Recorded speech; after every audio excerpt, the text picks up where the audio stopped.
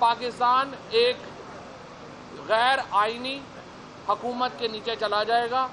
اسے چاہے martial law کہیں یا کچھ اور کہیں، مرضی ہے آپ کی، جو اس کا نام آپ کی مرضی سے، جس طرح پہلے چیف مارشل لا ایڈمنسٹریٹر تھے، مشرف صاحب نے اس کا نام بدل کے چیف ایگزیکٹو رکھ لیا، اب آپ اس کا نام بدل کے کچھ اور کر لیں، لیکن یہ آئینی حکومت نہیں ہوگی۔ اور پاکستان جو اس وقت سیاسی طور کے اوپر، معاشی طور کے اوپر اور سماجی طور کے اوپر ایک مکمل کولیپس کر چکا ہے، جیسا کہ حکومت نے بتایا ہے سپریم کورٹ کو،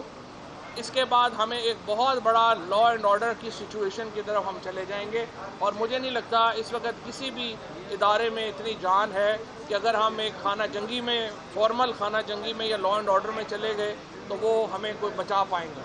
لہٰذا پاکستان میں تمام جو سٹیک ہولڈرز ہیں، ان کی ذمہ داری ہے کہ وہ پاکستان کو مکمل آئینی کولیپس سے بچائیں۔ الیکشن فوری طور پر کرائے جائیں، جس طرح کل عمران خان صاحب نے کہا یہ ہمارا مسئلہ نہیں ہے 3 کا بینچ ہو، 5 کا بینچ ہو یا فل کورٹ ہو، یہ سپریم کورٹ کے چیف جسٹس صاحب کا پریروگیٹو ہے، وہ جو فیصلہ کریں گے قوم ان کے ساتھ کھڑی ہے۔ لیکن ہمیں آئین کے اندر